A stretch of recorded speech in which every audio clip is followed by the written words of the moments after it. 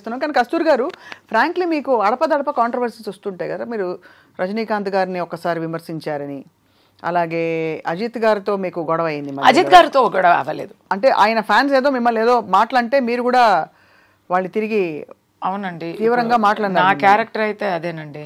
ఇప్పుడు కూడా ఎందుకు నాకు ఇలాంటి కాంట్రవర్సీస్ వస్తున్నాయి, సమస్య అంటే లేదు. నేను ఒక టాపిక్ ఉంటే ఇప్పుడు ఎక్కడైనా స్పెషల్లీ లేడీస్కి ఎక్కడైనా ఒక అన్యాయం జరుగుతుంది లేదా ఎక్కడైనా ఒక తప్పు జరుగుతుందంటే నేను ఎప్పుడు నేనే first I not only do I talk, I take action also. నేను నాకు దెబ్బ తగలాలని కాదు. ఇప్పుడు ట్రిషా గురించి ఇక్కడ ఒక పెద్ద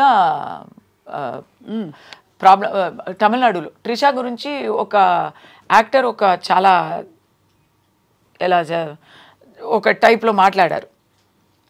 ఆయన ఒక జోక్ అని అనిపించి పబ్లిక్గా ఓకే నేను చెప్పనా త్రిష గురించి. ఆయన ఆ పిక్చర్లో విల్లన్ అండి. ఆ విల్లన్ యాక్టరు మన్సూర్ అలీ ఖాన్ అని ఒక actor. He thought he was joking. He thought ట్రిషాతో నాకు కాంబినేషన్ ఉందంటే నేను విల్లన్ నటి కదా, విల్లన్ నటుడు కదా, నేను ట్రిషాని రేప్ చేయబోతున్నాను, అలాంటి సీన్స్ ఉంటాయి అని అనుకొని వెళ్ళాను, నాకు కాంబినేషన్ కూడా లేకపోయింది పిక్చర్లో అని ఆయన జోక్ చేశారు. కానీ అది ఆ joke it's done in bad taste అని అనిపించింది. అవును. మరి చాలా సో అప్పుడు వి వాయిస్డ్ అవుట్. ఒక సందర్భంలో సేమ్ త్రిష, ఇప్పుడు నాకు కాంట్రవర్సీ అని అనుకోకండి, అందరికీ వస్తాయి. ఏం చెప్పకుండా ఉంటే కూడా వస్తాయి.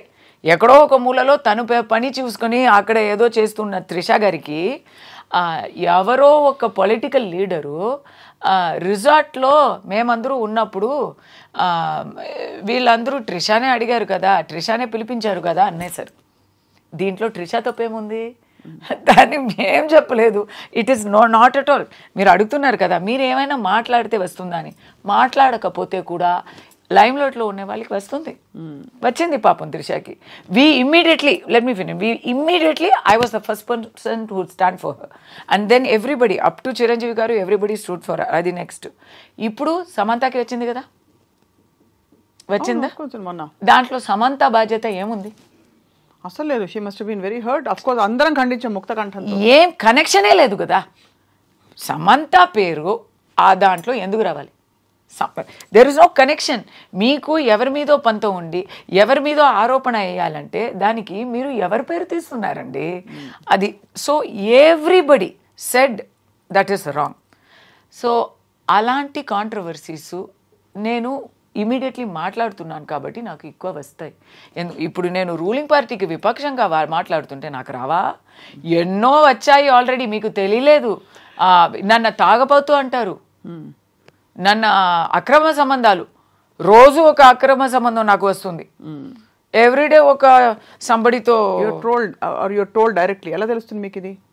నా సోషల్ మీడియాలో అంతా వచ్చి రాస్తారు. ఈ రోజు వచ్చి ఒక పొలిటికల్ లీడర్ బర్త్డే, ఈరోజు 8th November. ఆయనతో నేను ఒక 2-3 years ముందు బర్త్డేకి కలిసి ఒక ఫోటో తీసుకున్నాను. ఆ ఫోటోని పెట్టి ఈరోజు వరకు ఏమో నాకు ఇంకా పెళ్లి చేయించలేదు అంతే. ఆల్ సార్ట్స్ ఆఫ్ దాని గురించి వీళ్ళందరూ ఒక అజెండాతో మనల్ని ఇలాంటి చేస్తుంటే I don't care about it. నా క్యారెక్టర్కి రంగు తక్కువ అని చెప్పి డైరెక్టర్ శంకర్ గారు, భారతీ రాజా గారు ఇదంతా వదిలేయండి. ఇదంతా ఎందుకంటే ఇవన్నీ కరెంట్ ఇష్యూస్. ఇంకా తెలుగులోకి రాలేదు కానీ మీరు తెలుగు వారి సపోర్ట్ అడిగారు కస్తూరి గారు. తెలుగు నాట కూడా పెద్ద పెద్ద అగ్ర హీరోలు ఆడపిల్ల స్టేజ్ మీద పక్కనుంటే కనీసం ఏదో ఒకటి కడుపు చేయకపోతే జనం ఊరుకోరు అనే సినిమాలో ఉంటే ఒక ముద్దో పెట్టో కడుపు చేసో అని అలాంటి అంటే ఒక తీవ్రమైన comments so many people have said are you going to fight everybody అని అడుగుతున్నాను. I'm not asking you to comment on them because you been part of the MeToo movement. MeToo మూవ్మెంట్లో మీరు గణమెత్తి చెప్పారు. మీటూ మూవ్మెంట్లో 100 కోకళ్ళలు విక్టిమ్స్ బయటకు వస్తున్నారు, కంప్లైంట్ చేస్తున్నారు, పెద్ద జోక్ అయిపోయి nobody has stood by anybody so far. What is the result of all this except controversy and hours of interviews? We have to keep fighting. అలాని మనం పోరాటడం వదిలేస్తామా? ఓకే ఏమవ్వదు, మనకి నీతి దొరకదు అని మనం మాట్లాడడం మానేస్తామా? We have to keep doing it. ఇప్పుడు ఎప్పుడో ఒక రుద్రమాదేవి పోరాడింది కాబట్టే తెలుగు ఐడెంటిటీ స్థాపనం అయింది. కరెక్ట్. ఎక్కడో ఒక వేలు నాచియార్, ఎందుకు ఇది చెప్తున్నానంటే Velu Nachiyar is the greatest legendary queen of Tamil Nadu. She is a Tamil icon. She fought against the British బలగాన్ని ఎదుర్తూ నిలబడింది. ఎవరితో కలిసి నిలబడింది తెలుసా? హైదర్ అలీ గారితో. అది ఏం చేసిందంటే, బ్రిటిష్ సైనికులు వస్తున్నారు, they are coming closer to her kingdom అని తెలియగానే రాఖీ పంపించింది టు హైదర్ అలీ గారు. రాఖీ పంపించి, నేను మీ సోదరిని నాకు సహాయం చెయ్యరా, ఈ బ్రిటిష్ వాళ్ళతో నేను ఇప్పుడు పోరాటాలంటే అన్నయ్య మీ సహాయం కావాలని అడిగి వాళ్ళు కలిసి గెలిచారు. ఎందుకు చెప్తున్నానంటే, ఇప్పుడు లేడీస్ మేము ఆ జమానాలో లేము. అప్పుడు వేలు నాచియార్ గెలిచింది కాబట్టి ఇప్పుడు తమిళనాడులో లేడీస్ ఆర్ ఫ్రీ. లేకపోతే we will still be not having that kind of freedom. ఇక్కడ ఒక రుద్రమాదేవి ప్రభుత్వం చేసింది, అధికారం చేసింది కాబట్టే చేశారు కాబట్టే ఇక్కడ ఒక కల్చర్ ఉంది. ఇక్కడ మొట్టి పూజలు చేయగలము. It is not there in anywhere else in India where ladies can pray to the గర్భగుడి. It is only here. So ఎందుకు చెప్తున్నానంటే, ఇలాంటి సోషల్ రిఫార్మ్స్ ఎక్కడి నుంచి వస్తాయి? We have to keep fighting. ఈరోజు దొరకలేదు నీతి అని చెప్పి మనం ఊరుకుంటే, రేపు వేరే నాకు ఒకటి జరిగితే అందరూ ఊరుకుంటారు కదా. బట్ మీరు నిజంగా వేరే వనితే ఇండస్ట్రీలో సర్వైవ్ అవ్వడం, అప్పుడు పెద్ద పెద్ద తలకాయలతో పెద్దవాళ్లతో నేరుగా ఢీ కొనడం Kasturi garu is not a small thing. And Rajini గారి గురించి నేను అంత పెద్దగా ఏం తప్పు చెప్పలేదు. ఆయన పాలిటిక్స్కి వస్తానని చెప్పినప్పుడు ఈయన ఏంటండి పాలిటిక్స్ అని ఎన్నో రోజులుగా చెప్తున్నారు అని కమెంట్ వేశాను. తర్వాత నేను రజనీ గారు పిలిచి ఆయన కోసం వెళ్ళి మాట్లాడాను. He made me his spokes person. నేను ఇలా వస్తాను అని చెప్పి చాలా నాతో మాట్లాడేవారు. I was a spokes person. కానీ ఏం జరిగింది? రాలేదు ఆయన. నేను చెప్పినట్టే జరిగింది. ఎందుకు చెప్తున్నానంటే, కాంట్రవర్సీ మీరు నయనతార గురించి మాట్లాడారు, శంకర్ గురించి మాట్లాడారు. నేను చెప్పింది అంత నిజమే కదా. అది ఎందుకు మీకు అనిపించట్లేదు? వచ్చింది ఇప్పుడు ఎందుకండి అది పోనీ. మళ్ళీ కస్తూరి గారు మాకు దొరకరు కదా. పోనీ let pass be pass. But నేను చెప్పిందే అప్పుడు కూడా కరెక్ట్గా వచ్చింది. ఎప్పుడు ఒక విషయం చెప్పనా, అందరికీ నచ్చినట్టు అబద్ధం చెప్పడం చాలా ఈజీ. లేదు, ఏం చెప్పకుండా ఉండడం ఇంకా ఈజీ లేదు. ఇప్పుడు అబద్ధం చెప్పడం కన్నా ఊరుకోవడం ఇంకా దారుణం, ఇంకా బీభత్సం అనేది నా ఆలోచన. బట్ ఎందుకు ఏదో ఒక అరాచకం జరుగుతుంది, ఒక అన్యాయం జరుగుతుంది మా కళ్ళు ముందే అంటే అది చూసినా చూడనట్టు అలా వెళ్ళిపోతే అది అరాచకం జరిగినప్పుడు మాట్లాడాలి. కరెక్ట్ కస్తూరి గారు. బట్ అదర్వైజ్ జనరల్ గా జరిగే విషయాలు, అనేక విషయాలు విచ్ డజంట్ రియలీ ఇంపాక్ట్. అవునండి. ఇప్పుడు డొనాల్డ్ ట్రంప్ గెలిచారు, దానికి కూడా మాట్లాడాను. అది అవసరం లేదు. అలా చూస్తే మాట్లాడమే అవసరం లేదు, ఎవరికి మాట్లాడడం అవసరం లేదు. ఇప్పుడు అందరూ ఇన్స్టాలో ఉన్నాము, ఇన్స్టాలో ఫొటోస్ పెడుతున్నారు, అందరూ పెడుతున్నారు. అవసరమా? ఖచ్చితంగా సమాజానికి సోషల్ రిఫార్మ్కి అలా we never know where it will become. అదే what will become. But you should voice out. You like to express your self.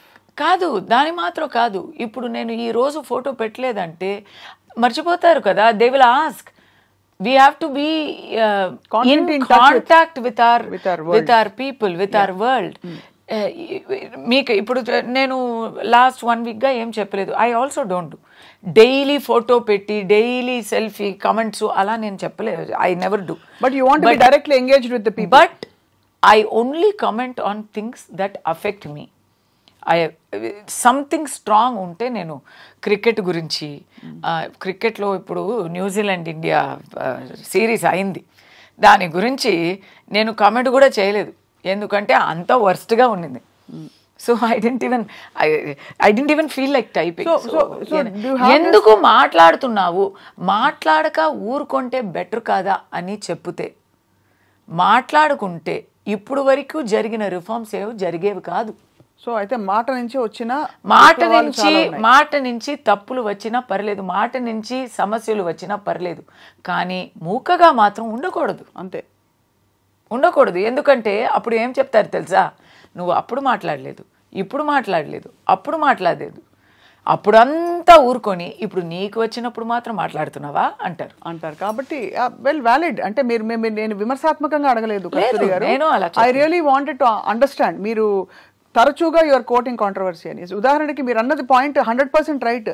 Heroine తెల్లతోలుతో ఉండాలి, 16 ఏళ్ళు 18 ఏళ్ళు ఉండాలి, హీరోలు అంకుల్స్ గ్రాండ్ ఫాదర్స్ అయిపోయినా కూడా అది ఇండస్ట్రీ నామ్ ఇండియాలో ముఖ్యంగా. అవును, దానికి భాషలు కాదు, తెలుగు సినిమా, తమిళ సినిమా, అందరూ అంతే, everybody it's all like that. So did you have a problem ever where you were judged or one of your interview headlines was too young for Rajinikanth, too old for ఇంకొక hero Vijay అని చెప్పి?